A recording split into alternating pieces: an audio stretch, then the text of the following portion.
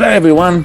For those of you who came in late, you're listening to Expand, the fandom podcast. Washed ashore the sole survivor of a shipwreck, and upon the skull of the man who killed his dad, he said, "I'm mad, I must eradicate piracy, injustice and cruelty, and all my sons will follow me, so evildoers will believe that this man cannot die." The Phantom, the ghost who walks. The Phantom, enemies beware. The Phantom's always there, but you won't find the Phantom.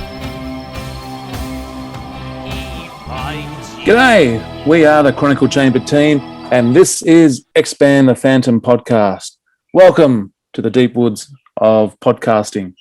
Our website is chroniclechamber.com, and you can contact us via email, chroniclechamber@gmail.com, and you can subscribe to us via YouTube, iTunes, or the plethora of Android apps that are out there. This is episode 190. Crikey. My goodness. We're nearly at 200. My goodness. 200 would be a future podcast, but today we're actually talking about the Phantom and the future. And how's that for a segue? Of course, my name is Steve, and I'm joined today by both the fellas here. How you going there, Dan? I'm super impressed by how you were able to save that little faux pas there, Steve, and bring it back to the topic of tonight. Yeah, I'm good, mate. I'm good. Well done. Yeah, professional over here, my friend. And Jerm, how you going there, buddy? Yeah, not bad, mate. I thought we were going to have to do another take on that one, I will be honest. Yeah, you thought wrong. But this podcast has got a bit of editing going on. We did part of it yesterday, or Jen and myself did, and now we're back here again. And for those of you who are watching this on YouTube, for continuity's sake, I am wearing the same jumper. I don't think Jem's ever washed that shirt, but unfortunately, I've washed it twice. I have gotten a haircut. So for those of you who are watching the video and you see what the heck's happened with this fella's head, that's what's happened. So what it will look like is that the podcast has gone for that long that literally your hair has grown. That's about it. Okay.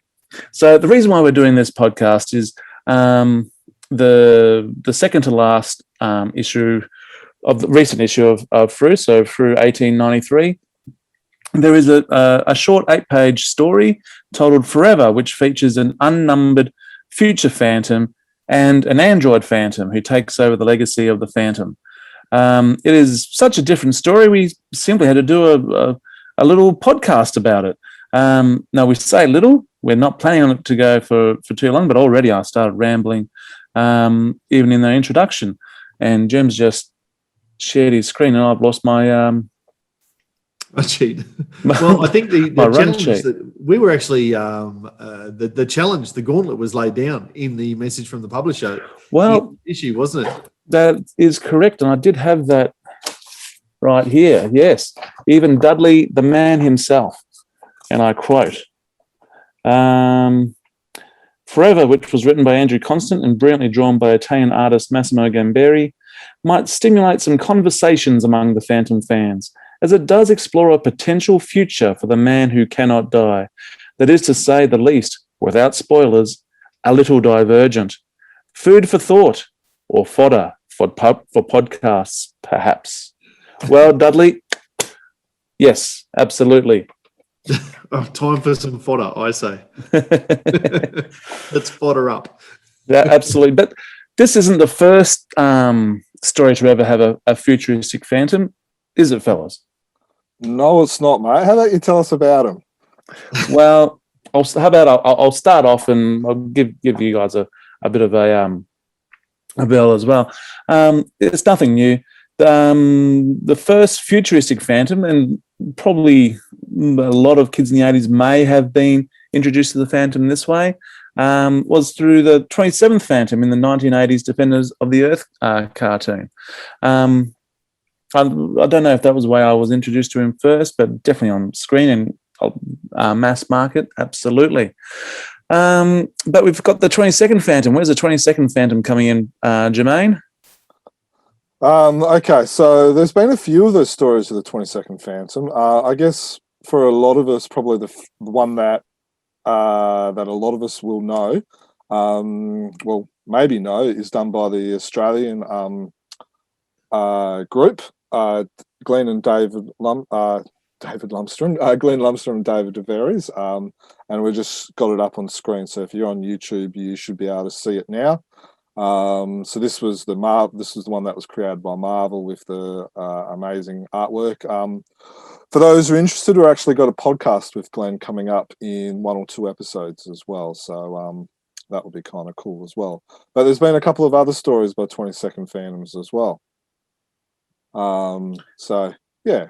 So And there was 22nd Phantom, for those, is obviously our Phantom's son, or Kit Jr., as we know. There's been a couple of Team Fantomen stories, which is the first assignment, which was written by Ben Rabb. We talked about that in a podcast with him as well. And of course, the Empty Throne saga, which we've had some great, interesting podcasts discussing him as well. So they've been pretty fun as well. Disgusting or discussing? Well, some will say they're disgusting, and some will say that they've been some fun discussions. We've got the Marvel one, which we talked about.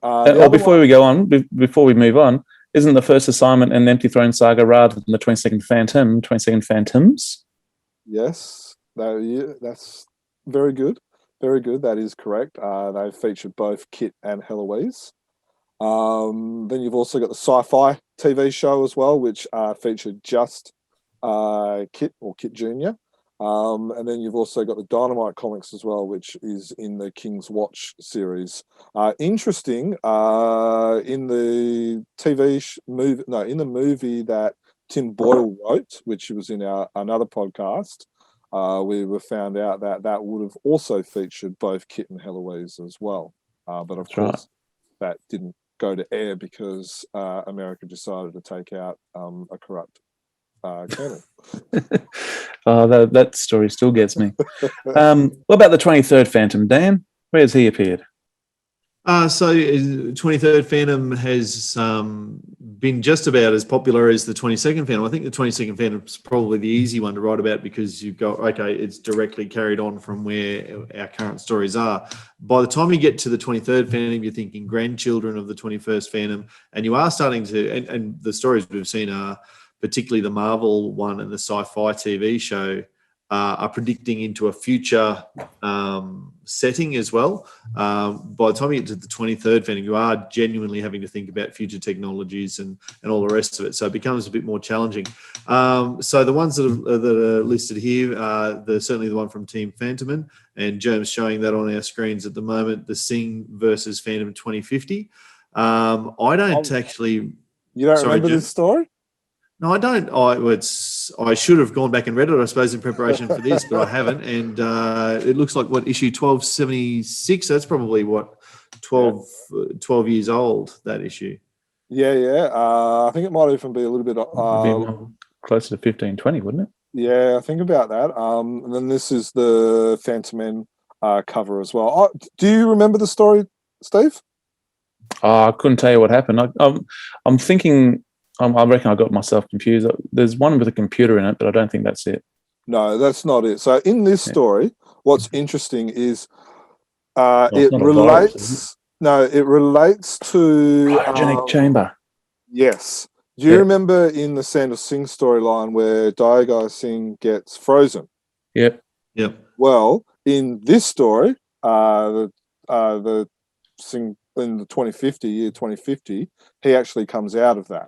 And then, as you will see, the little dude on the front cover, which is done by Glenn Ford, the guy in the red suit with the little thing is actually Diagai Singh. So, it's interesting how this story actually has some continuity. Continuity. With what we're actually seeing now. So it's nice how that's kind of come together. Yeah, cool. What else we got there, Dan? Sorry? What else have we got there? Well, Jerm, if you could just stop sharing your screen for a moment, I'll be able to see the run sheet again. Thanks, mate. I think you can go back. Once I click on it, I can't see this anymore. So I think you can start sharing screen again. I can, and mine will stay up. But Phantom 2040, we saw the still from it there very quickly. The Phantom 2040 TV show was also the 23rd Phantom, only in that it's the father of the main 2040 Phantom. We're going to talk about in a moment with the 24th. So we do see an episode with the 23rd in it. Probably the most recent one, though, certainly would be produced by Dynamite Comics in King's Watch, and they had Jen Harris taking over in that timeline from.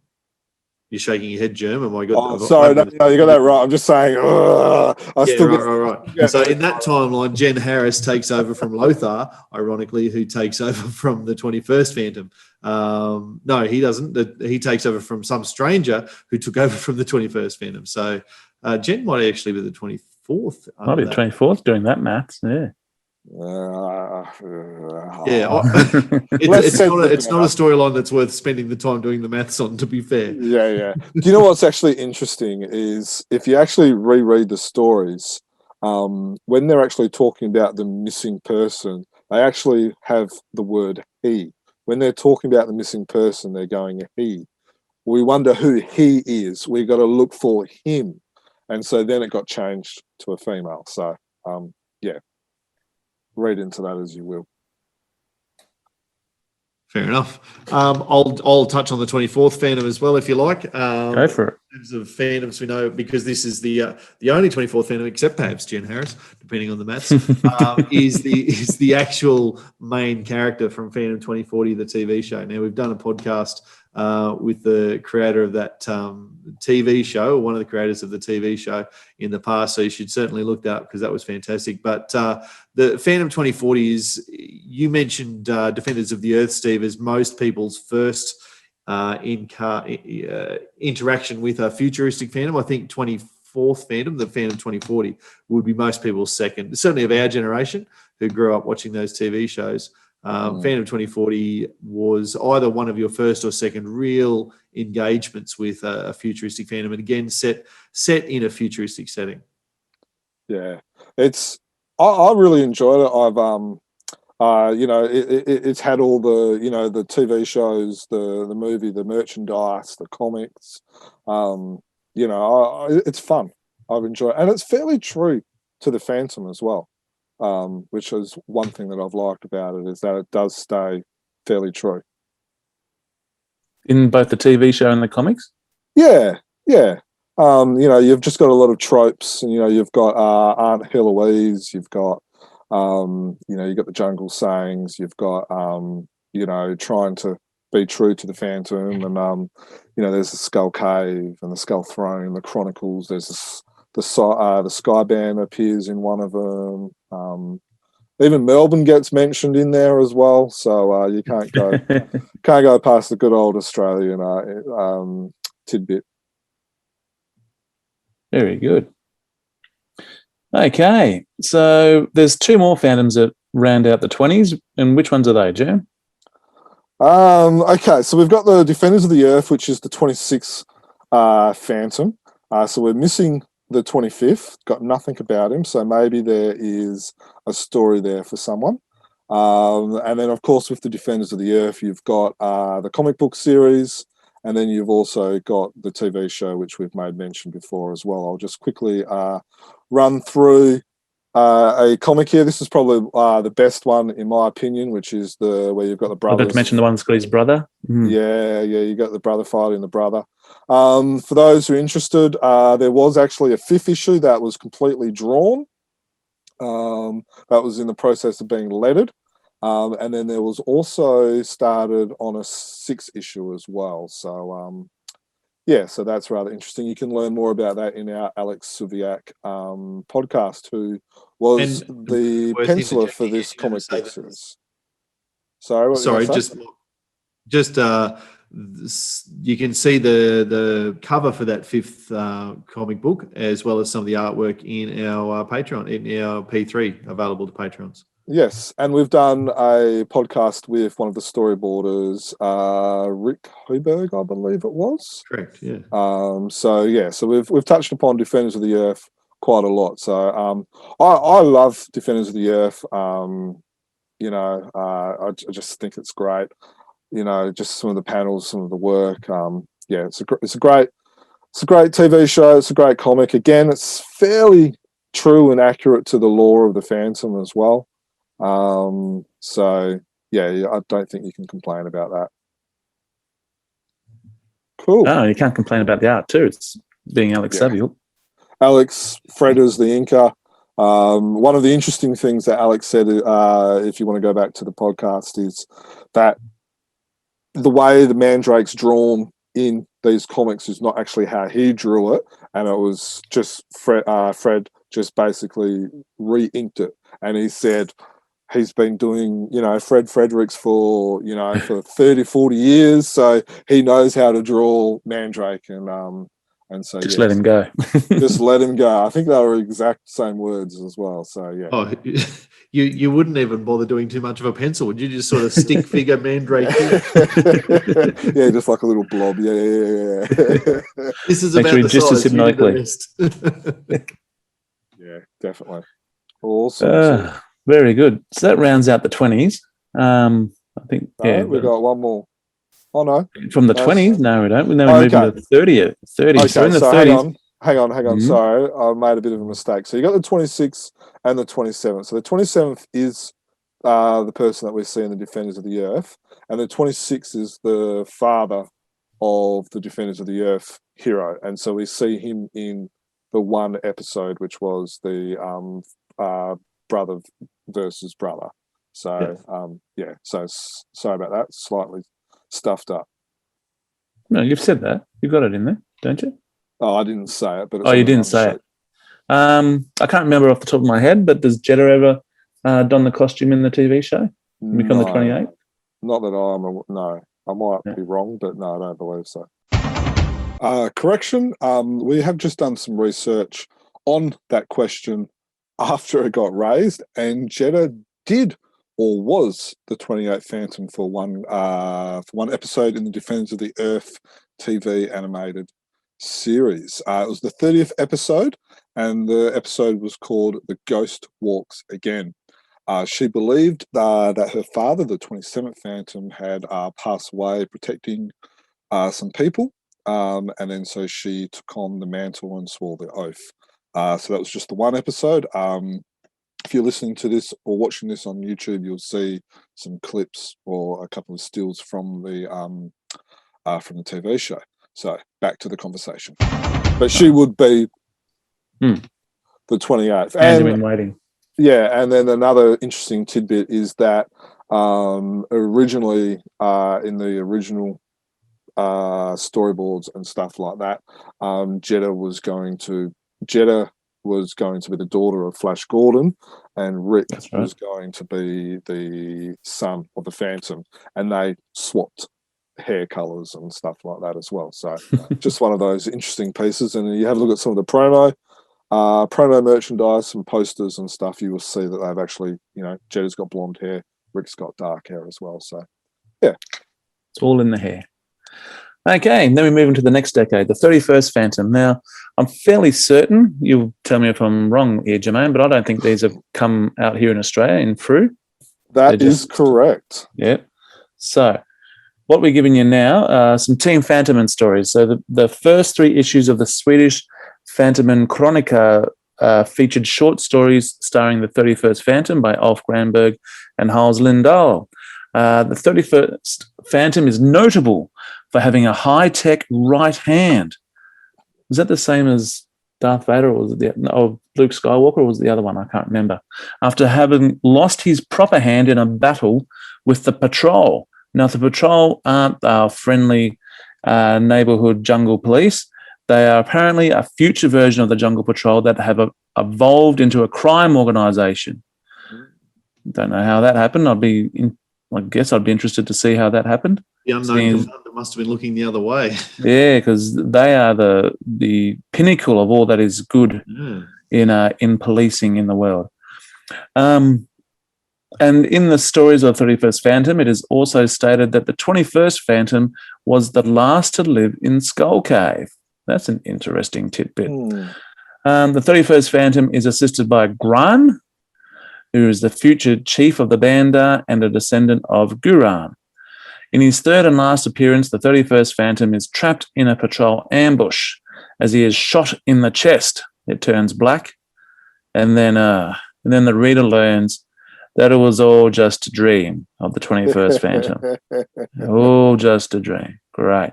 When did this story come out, Jerm? Because until I'd read it on our run sheet, I'd never seen it. Yeah. Great. Well, it's only appeared in the Chronicle issues, which were the hard, which originally were kind of like the little mini graphic novels collection of all the past Phantoms. And they started off with like the one and worked their way, and then they chucked these 2-3 pages in between them.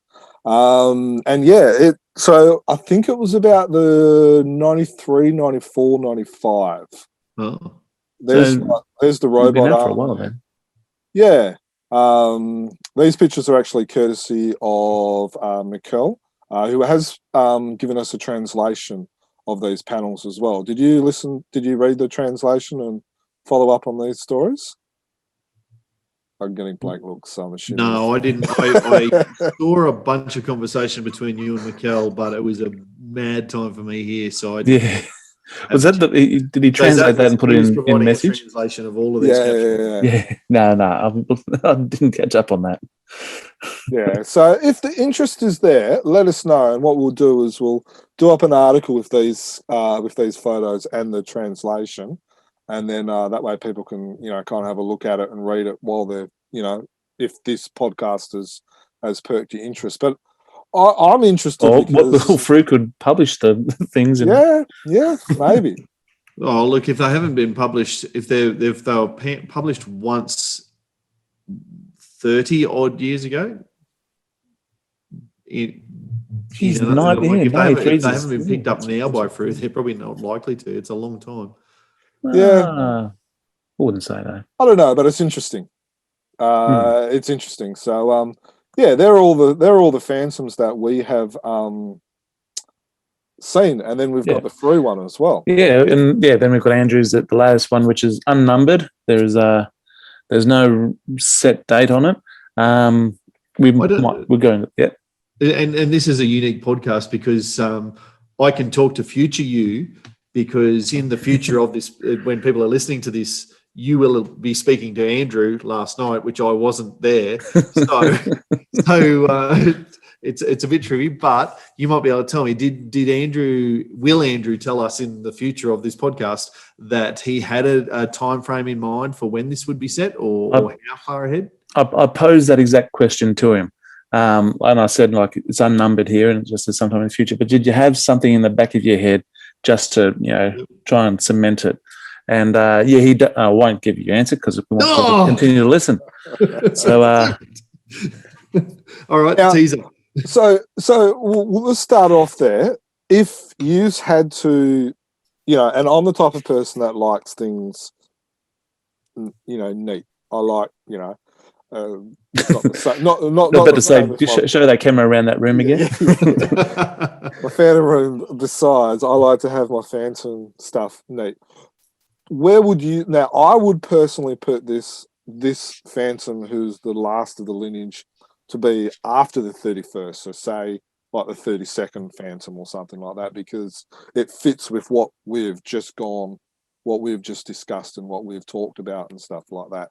Do you guys see anything differently, or would that be if you had to put a number on this Phantom?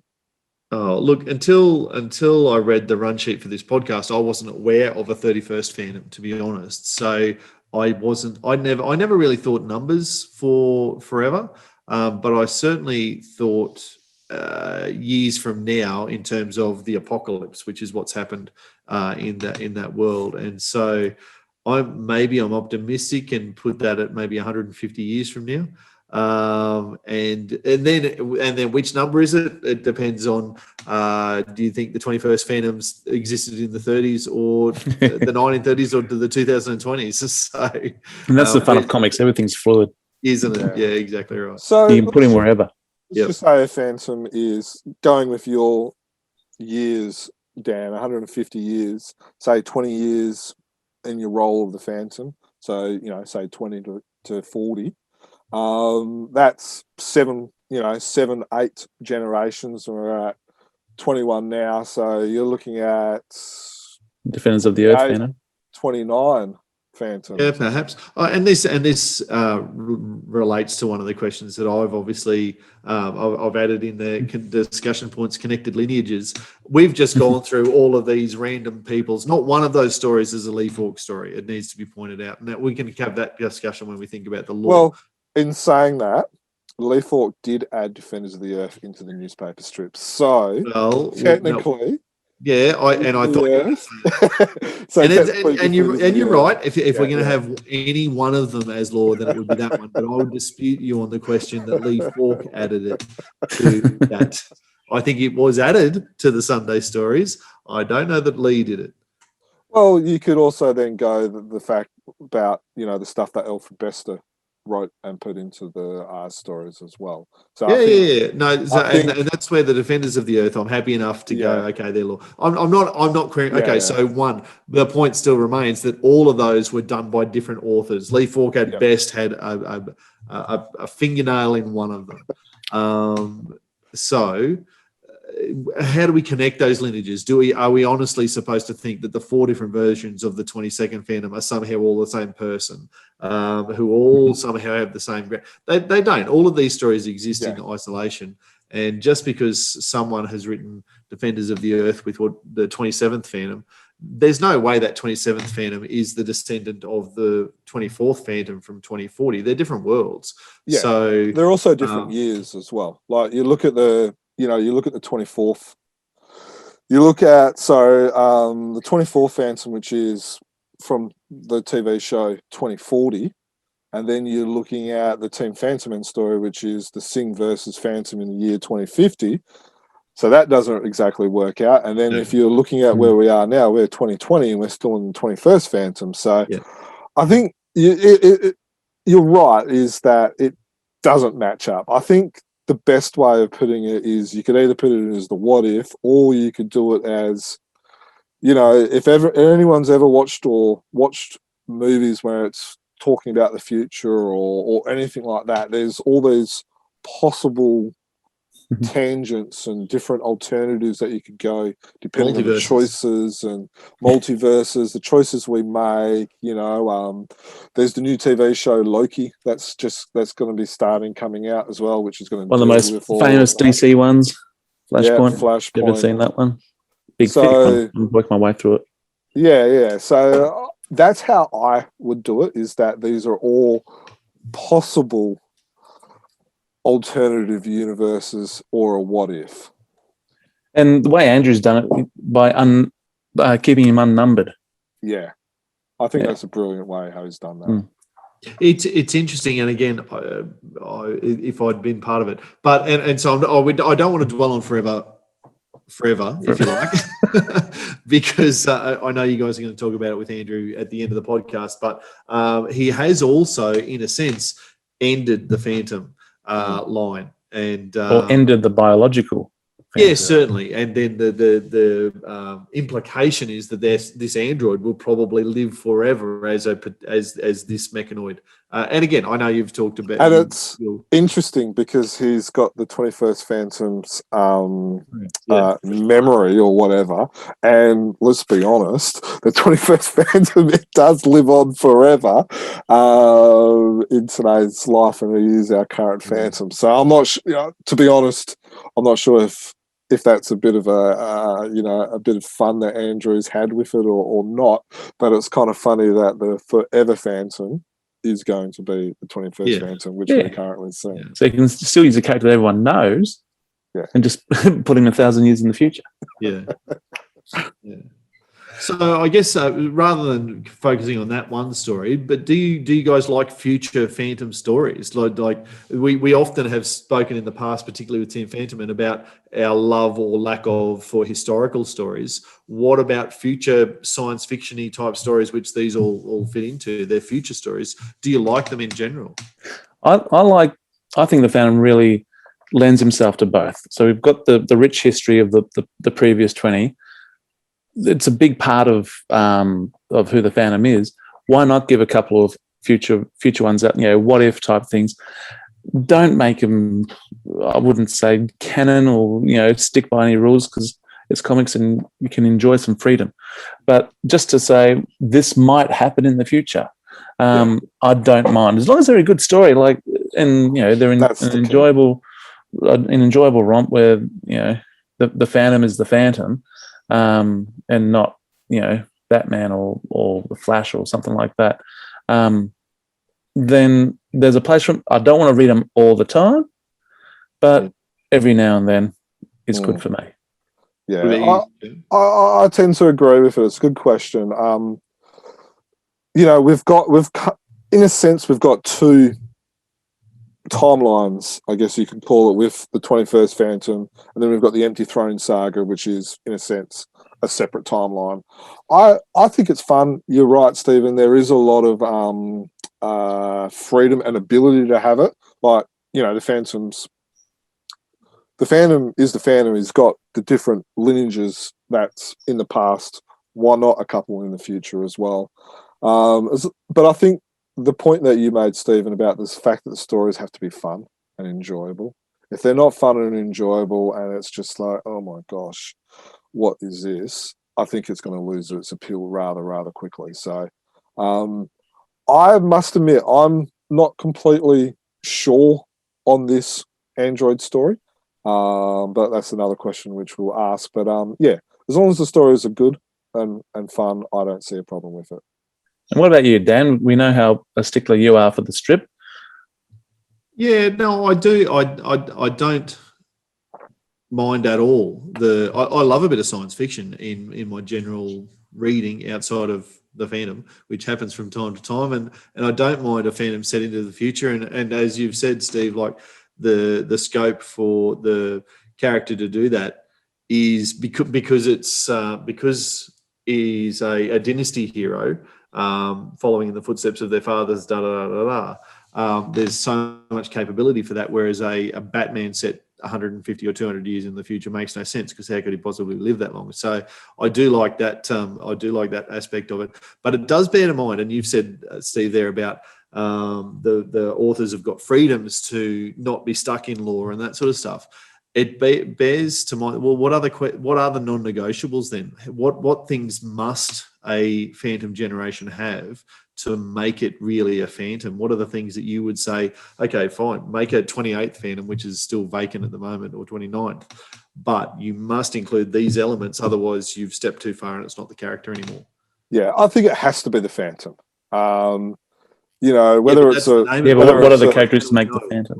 Whether it's it's the things that we love. It's it's the being good. It's the laws, the legacy. Like the jungle sayings, the doing good, passing it from father to son or father to daughter, or whatever like that as well. There has to be, and I think everyone's got different tropes that they. Yeah.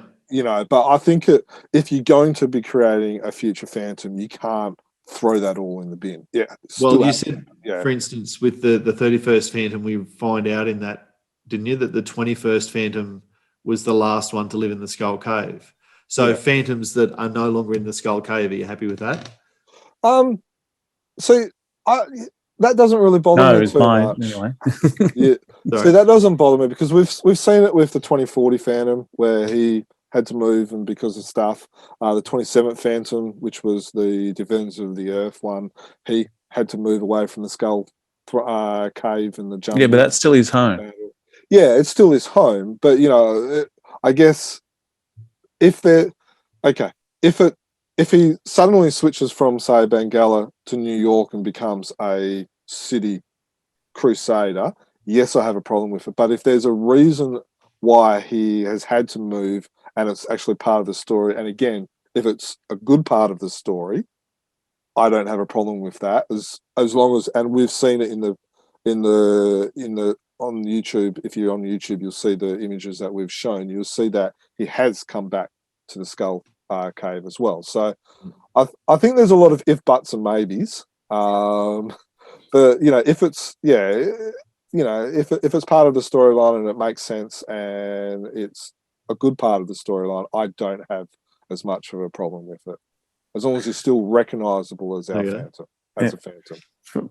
For my mind, you got a number of the most obvious would be the rings, of course. They have to be there. They've got to be passed on. Those physical objects, for me, the physical objects of the rings must be worn by whichever Phantom. Yeah, that's a definite non-negotiable. That's number one.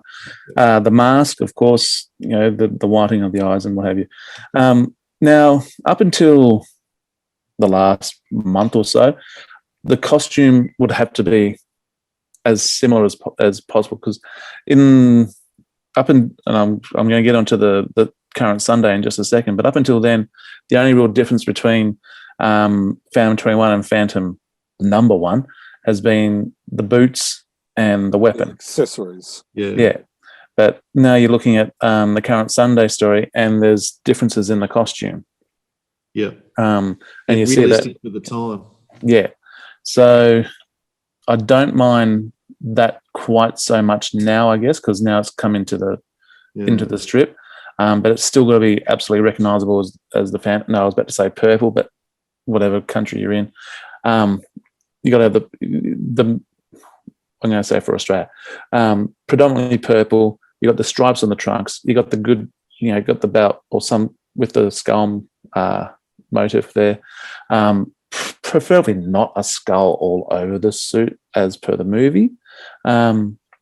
Just keep that purple. So you need those sort of elements there. But then moving away from the actual physical, what the Phantom looks like, you need things like the whispers in the dark, who someone's heard this legend come down from generation to generation. And even if it's set 100, 500 years in the future, those sort of whispers are still there. These whispers of this man who cannot die.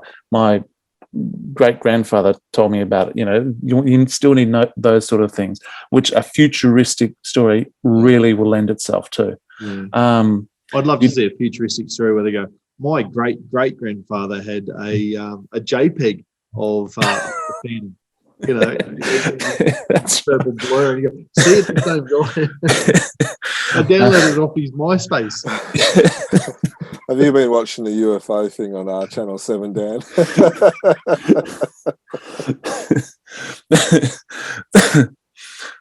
That's lost me. Sorry, Steve. Yeah. As a friendship is the wrong word, affinity, great with animals, so whether it's an animal companion for mine or two. And if not a companion, then he's still can train them all. He has this great relationship with the animal kingdom, and there's got to be jungle elements. Now, the good thing about 2040, now it's been a while since I've watched it, but there's that jungle element kind of underground, if I remember correctly. Yep. So there's still, even though it's in the city, there's still that strong jungle element there. So that's another absolute necessity. And it's probably a podcast. It's probably a podcast where we discuss all the Phantom tropes. Have to be. I'm just about doing it all now. Yeah, so maybe we won't go through the whole list, Steve. Well, there's only one. There's one more I've got to go through, and then we'll save it. Yeah. Might save it for a podcast, maybe two. But we got the Skull Cave, and you said before the 31st or the 21st was the last one to live there. I thought that's rubbish. There's got to be a Skull Cave, or at the very least, Skull Throne, and the Bandar. And see, whereas I'm probably, I can see certain situations where the Skull Throne may no longer exist, but the Skull Cave is still there. Yeah. So I'm happy. Yeah, and also the Bandar. So make sure they're in there. And I know, and I hear, Germ, I'm excited about another podcast on this in more depth at another time, but I'm going to throw two more tropes at you that I would love to see in any future to be still our Phantom. The Chronicles in some shape. Oh, yes, of course. You've got to be able to learn from the Phantoms before you, whether that's reading through the Chronicles or seeing them through microfiche or, memory stick. There was in the graphic novel, the 21st Phantom was reading the diary of the 16th Phantom or whatever it was on his mobile phone. So the Chronicles in some shape or form. And in the sense of what a good Phantom story to prove that he's still just an ordinary man. There's got to be a love interest as well. I think that whoever that might be, there should be a love interest there.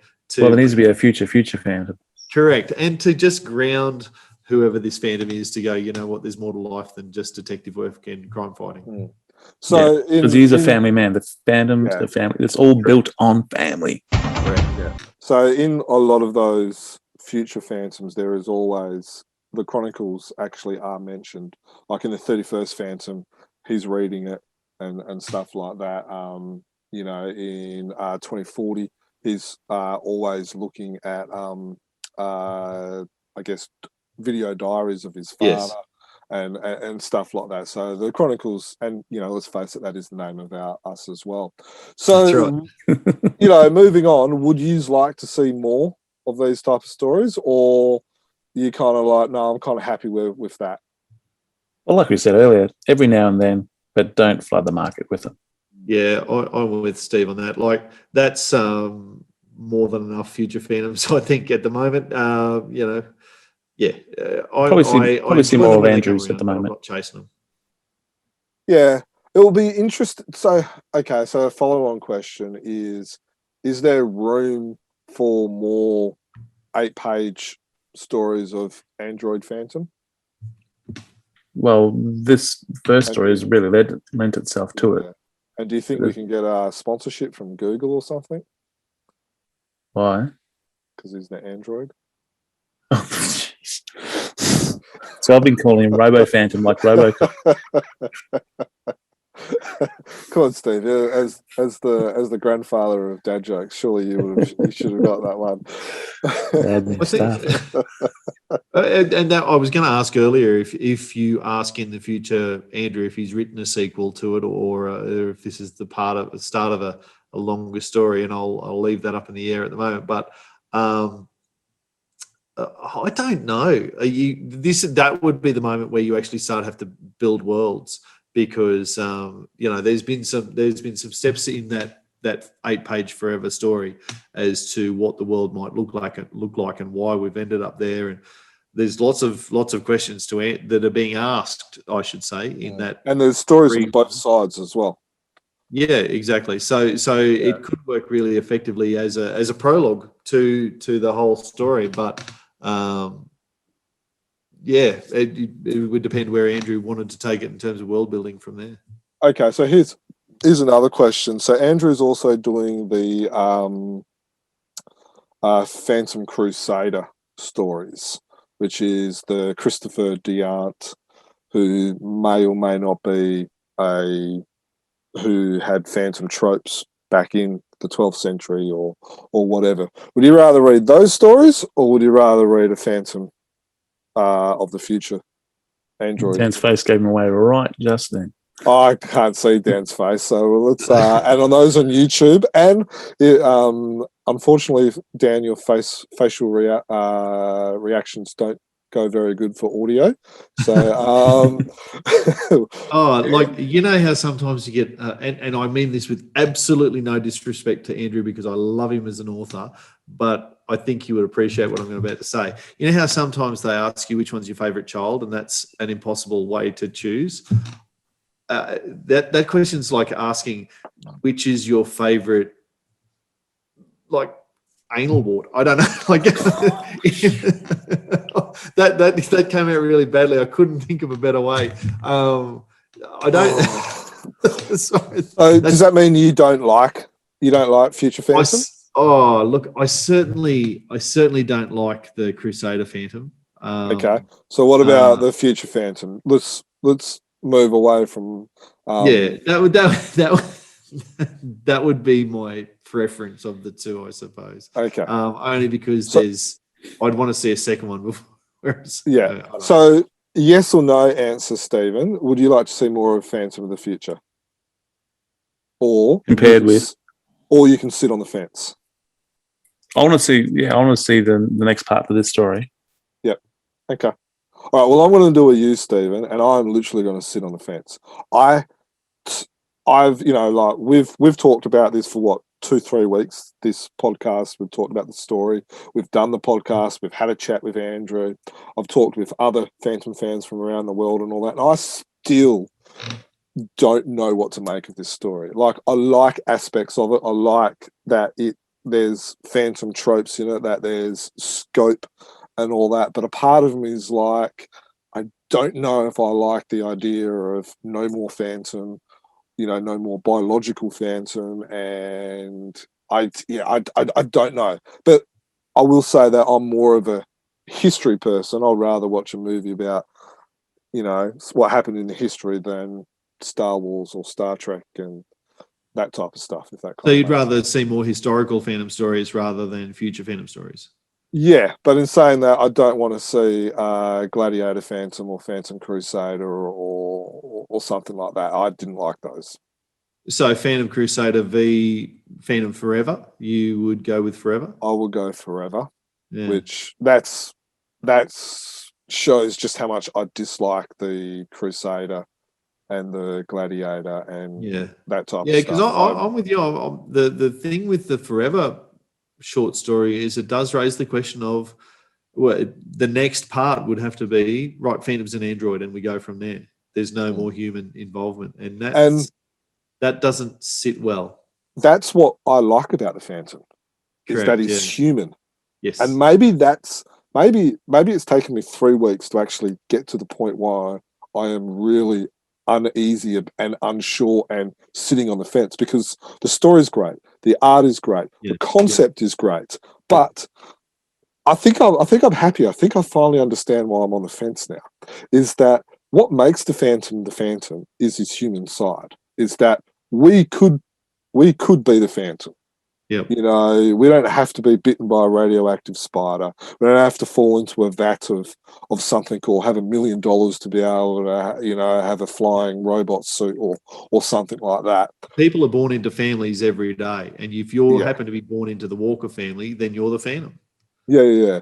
And he's human. He's a human being. He hurts. He can die. He has shortcomings. He has, all these type of things. And no more biological Phantom is a scary place. Even though, like, it's the suggestion there is that he's got the 21st Phantom's personality, it's not the same, is it? It's no. Robo Phantom is a good word for it, Stephen, because basically you're left with this mechanoid stalking the Earth, and is that really the ghost who walks? Is that really someone who walks the streets as an ordinary man? Will it be the ghost who walks or the robot that walks? Yeah. The ghost or the ghost who walks is within the machine. Yeah, the ghost in the shell. Ghost in the machine.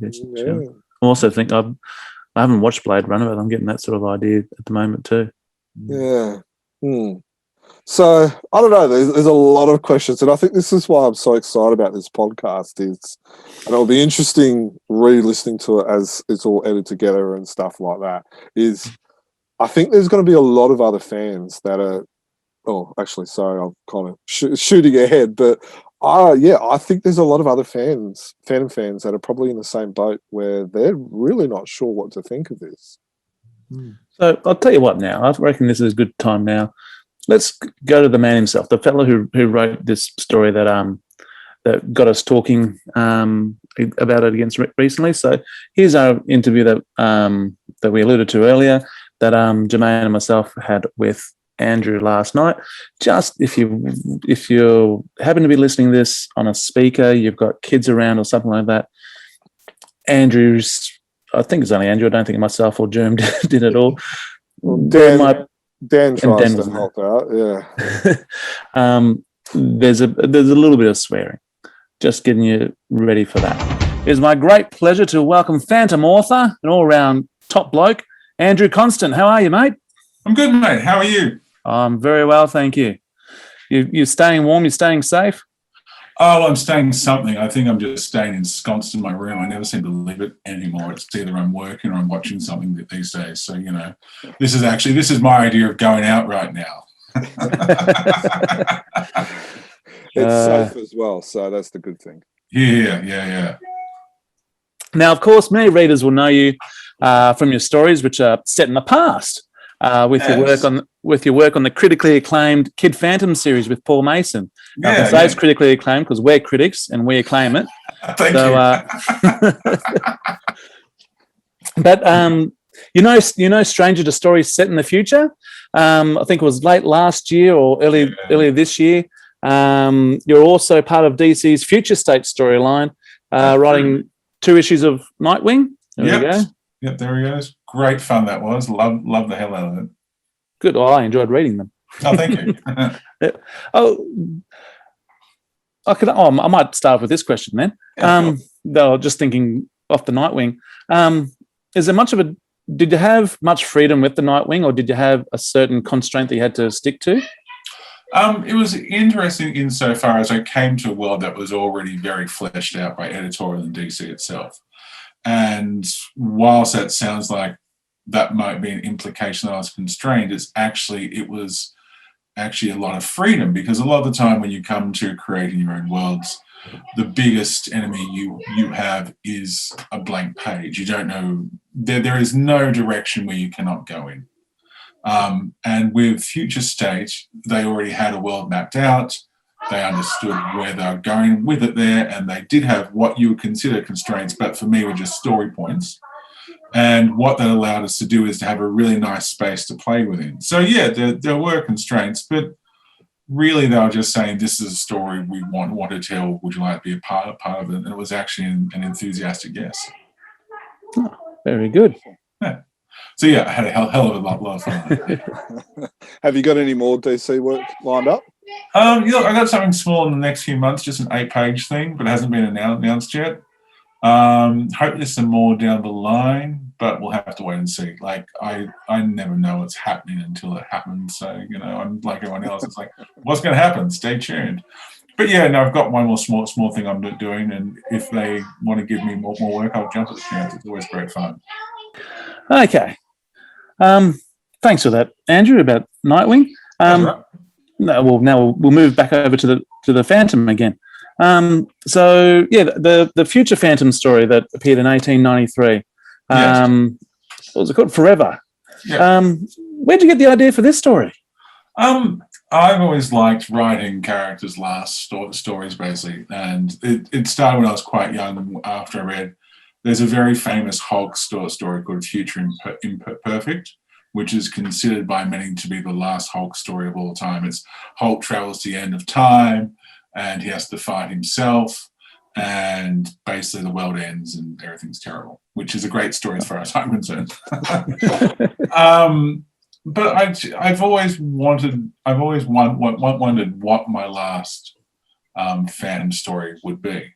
And I asked Glenn, look, would you mind if I wrote a potential? And I think it's very important that I say potential here, because it will only become canon if the fans want it to be. Like, nothing is set in stone until the fans go, this is what we love, we'll read this over and over, and therefore that's how something becomes canon there. So all the fans who think this is I'm trying to make canon right now, I'm not. I promise you, it's just me playing with an amazing character, which is Kit. So I asked Glenn, would it be okay if I was able just to write his last story? And he went, well, potential last story, sure, have a crack. And the way the world is right now, I said, well, it's not going to be a great place.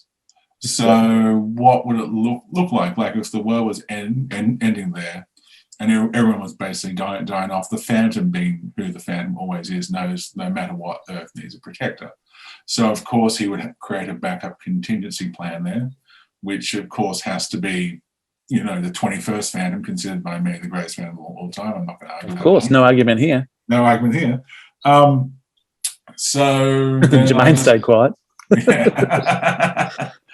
So I just went about writing it, and that's what I came up with there. A really happy tale with a slightly happy, I guess it's not an unhappy ending insofar as it provides a future for the Earth and for the Phantom as well. It's just not a very, perhaps, uplifting ending. Yeah, I must admit, I've read it probably half a dozen times, Okay.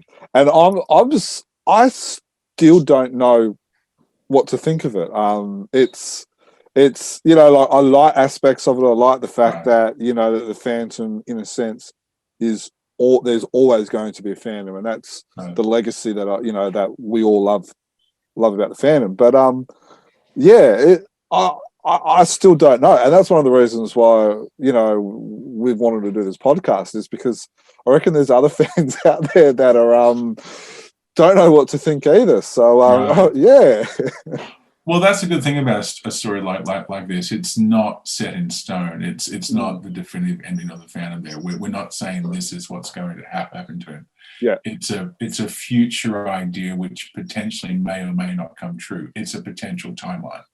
Yeah, So yeah. anyone, it's basically thing that's like you've watched Midsummer Night's Dream. If you don't like what you've seen here, that's fine. Just forget about it. It's not gonna be held down to time. It's not canon as yet, unless you guys decide it to be.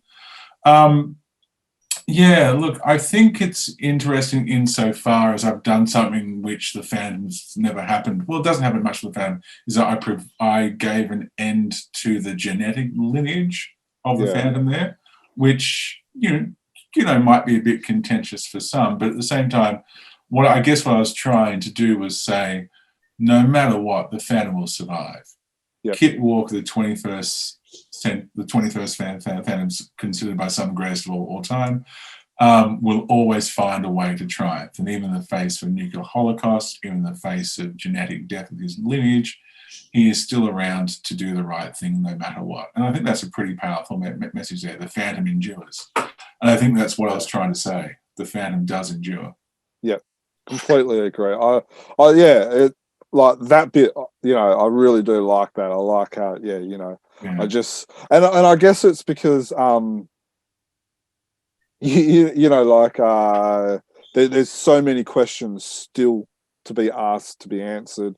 Sure, yeah. And I guess that's the purpose of the story as well, is that you're kind of throwing it out there. And yeah, so, I came in very late with the story. There's an expression with short story writing, which is come in as late as possible, get out as early as possible. You don't want to bore the readers at all. And that's what I tried to do. Like, we come in just at the tail end of as the last genetic Phantom's demise. And then we leave just as a new Phantom's rearing his head, or the new old Phantom, because it's just 21st Phantom. It gets confusing to talk about. I apologize. But the interesting thing there is we just gave enough space for everyone to get a taste of the idea. Like, you know, there's nothing there which there's not a lot there to hang your hat on, basically. So it just gives it, it's basically more of a movement than a complete story, is what I'm saying. Yeah. And you do leave it quite open. Like, there's no notion of a year or a generation of this last Phantom. Did you have one in the back of your head just to work off, or you just had it out there in the ether somewhere? I'm not a fan. Okay, so I'm a big fan of history, but when I write, I'm not really a facts guy. Like, facts are filled in. Like, I do a lot of research. I do so much research, even with this as well. But then when I write, I get it all and fill in the facts thereafter. Like, just because you have to write in the moment as well, you have to have the emergency and energy to carry the story on, and you really can't hold on to any factual moment too much, or else you'll miss the propulsion of the narrative. So, all that bullshit aside, no, I didn't really have a time place. I know it's after World War III, so it could be anywhere from 20 years to 100 years from now in my head. I would say we've seen at least 5 more Phantoms in my head. I always had at least 5 more, at least 100 years or so more. Like 5, that's 100, 5 Phantoms, what's that? That's like 130, 50 years, is that right? Yeah. Works for us. Yeah, like it's all fluid. Yeah, anywhere from 100, 200 years. So 2 to 6 more Phantoms, basically. But yeah. If I had to put a Phantom on it, it would be, and this is purely because of the type of fan I am, I like to have everything, you know, of course, in its spot. Is Egmont did a 31st Phantom, right? So I would, in the way I see it, and in trying to fit it all together, it would be at the bare minimum of the 31st or the 32nd Phantom.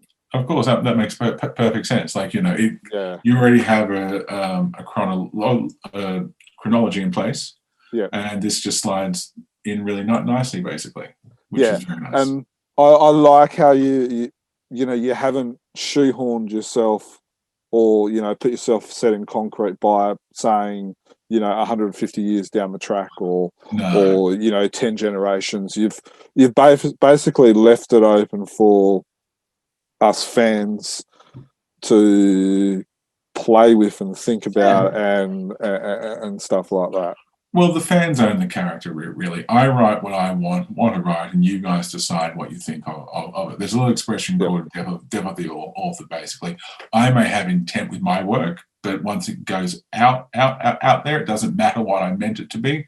It matters the way it's interpreted to be. So that's good. I like that. So whatever you guys want to think of it there, I'll just go, cool. Thumbs up. Like as long as I get to I like writing the stories I like to write. I like the fact then people decide what those stories mean, because what it means to me. If I'm not getting that across, it doesn't mean shit. The story means what you see in it, basically. Yeah. So, are you happy with the finished product? I'm never really happy with my stories, though. Like, it's not really a thing. I'm not. It's very hard to be happy with creative work because you always go, oh, that line could be different, blah, blah, blah. But I tell you what, I wasn't unhappy with it, though. I got to pace a story in a different way. I got to do a different type of character. It was just a real interesting story to write. And I have to thank Glenn and Frew for giving me the opportunity to write a story which is out of the norm, basically. Yeah. So so with it going to getting approval from King Features and all that, was there any input or any feedback from them? They approved it. They basically. I'm not sure the process is there. I just know that it was approved. I didn't ask. I wasn't asked to make changes on that story at all, which is always a good sign. But yeah, I think it was a pretty smooth approval process there. But I don't talk for other people's experiences. I just know it was smooth for me. Yeah. Oh, that's good. Like, if there's no feedback or no changes, those listeners. No notes is always the best no. If you're listening to this, we would recommend listening to some of the past podcasts. 189 with Matt Kime and Shane Foley, just regarding some editorial changes that we discussed in there. So, okay. So yeah. Oh, look, I've got editorial changes before, and it's always just part of the job. It's like, oh, okay, you want to do that? That's fine. Yeah. I don't begrudge editorial changes at all. It's just, as a writer, you go in there, you have an idea, you try and express it there, but editorial has a character which they're trying to protect and promote. So therefore, when they have notes which they want to give to you to make sure the character behaves in the way they prefer, that's fine. That's great. All you're trying to do is have a good working relationship with people who love the character as well. So and if everyone loves the character, it's normally a pretty good relationship for all. Yeah. No, definitely. So I've noticed, and again, this is me trying to join things up and stuff like that. Of course, I've noticed that the Phantom in here, it kind of looks like he's almost wearing a modern day guns in his holsters. Right. Yeah.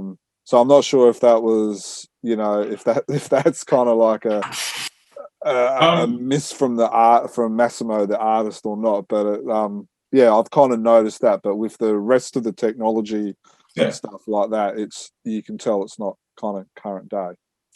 Yeah. Look, we didn't want we'll call him the future Phantom, not the future Rebel Phantom. We didn't want the future Phantom to carry the 1911s, but basically we wanted to move on because we wanted there to be a way for the reader to clearly visually define the difference between the future and the past. Yeah. So one of the notes was make the guns not the 1911s, but basically, and that's why we had 1911s hanging in the display case, and that's why. Yeah. That was nice how you did that. How you just had like the real like the nod to the to the 21st Phantom and stuff. Yeah, well, what that does is perform two roles as well. It tells the reader that this is not the 21st Phantom at all, and it also is like a way of, as you said, just showing respect for what is the current Phantom there. Yeah. So, I guess the question that a lot of fans will want to know is there going to be more, or have you started writing anymore? No, it was a one and when you write the supposed last story of the Phantom there, it's normally a one and done. Like there are other stories I could quite easily write about that character because it's an interesting world. Like here's this being, this personality, this robot who has to protect a world which is basically dying. Like, you know, how do you do that? What sort of tasks are you presented with? What do you prioritize? How does being a robot affect your relationship with the world? So, look, there are lots of interesting questions there which I could answer, but, you know, it's the last story. Like, put a bow on it, we're done. But at the same time, if people want to see more, then, yeah, I'll do that. I've got no problem with that at all. Okay, so it's up to the fans then, eh? So it's always, everything is up to the fans as far as I'm concerned. Here's a story. Do you like it? No. Next. Like, you know, I don't want to. Like, you know, the fans are everything. Like, they're the reason the fans lasted so long. They're the reason it's so loved is because of, you know, people like you guys at Chronicle Chamber and the guys who come to the shows. So, you know, I might have an idea I really love, but if the fans don't love it there, then cool. Look, thank you for your time and feedback. We'll just push on to another great Phantom story. Like, it's all good. It's all good.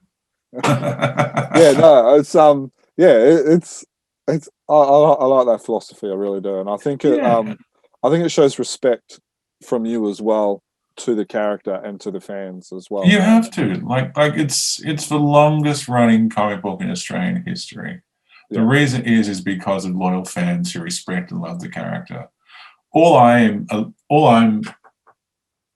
do is I'm allowed to write a story about the character. That's it. And it's up to the fans to decide if they like it or if they don't.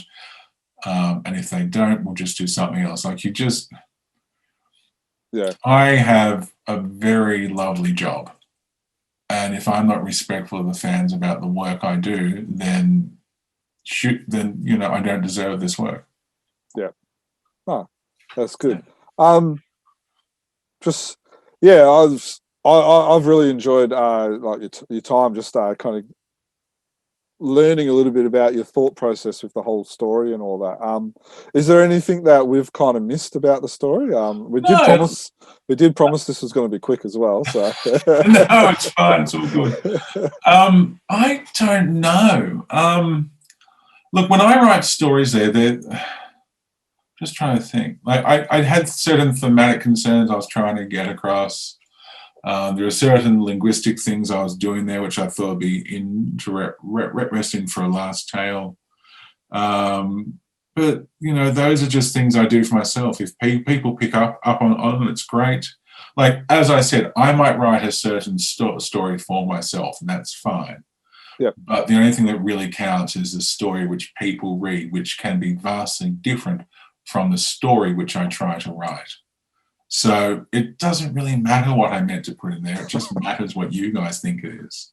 Yeah. But yeah, you got everything I tried to do. I thought the story was, and we have to say, Massimo does beautiful art, like just beautiful art, and did such a lovely job on that story. And it wouldn't be half as effective in my mind without someone of Massimo's caliber on it there. But yeah, it's a really beautiful story, kind of well told by me, but really beautifully rendered by Massimo there. Yeah, I think you're selling yourself a little bit short there, mate.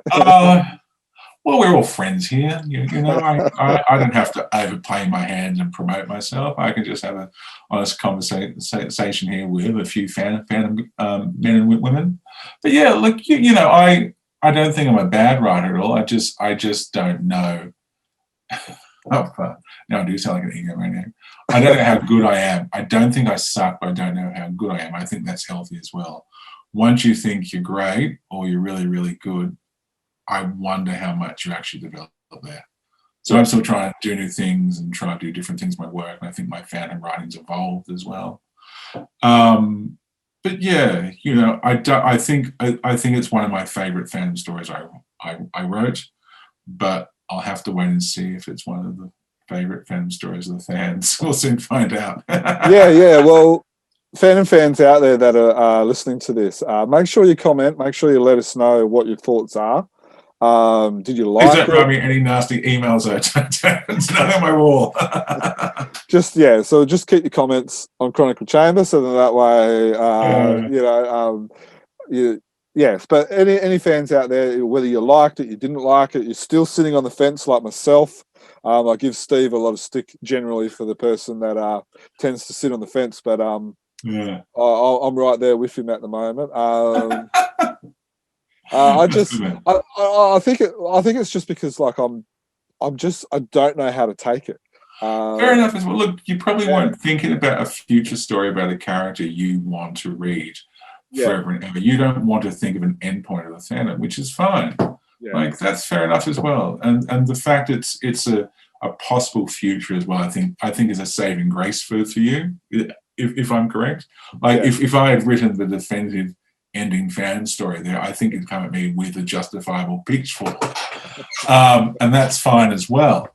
But yeah, you know, I understand that and I respect that as well. Like, you know, you took a risk and but I think it's good because I think in not, you know, one of the things you like about the Phantom is that you get that warm fuzzy feeling at the end of you know, reading the 36 pages and stuff like that. But not every story has to be the same cookie cutter Phantom generic Phantom story. And I think that's one of the things that I do like about it is that it's got me thinking, it's got me on edge, it's got me unsure what to think.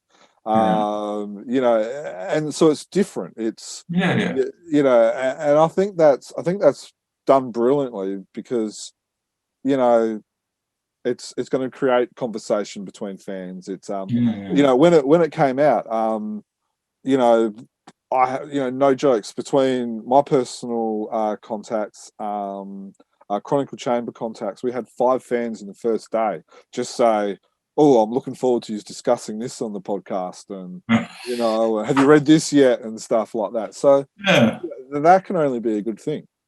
Yeah, look, it's nice to be talked about. Sometimes you have to be careful what you wish for, though. No, look, it's fine. It's 10 pages. Is it 10 or 8? I forget. That's how stupid I am. It's a few pages of a potential idea. That's all. And it's one I really enjoyed writing, and I'm just glad that they gave me the chance to write it there. Yeah, definitely. It is 8 pages. Just counts. I packed a lot in. So before we let you go, we must ask, and I know you can't tell us everything because of course you got to keep everything to, you know, because you don't want to get in trouble by Frew and stuff. Right. But you've got some more Phantom works in the works? Yeah, I've got like 3 or 4 different things on the go at different stages there. I'm not sure if it's that much. I've got at least one more thing I'm doing right now. One more thing. Sorry, it's sad that here my brain's just become mush after a week. I'm still working away here on stuff. It's my laptop I keep on looking at going, should I edit that yet?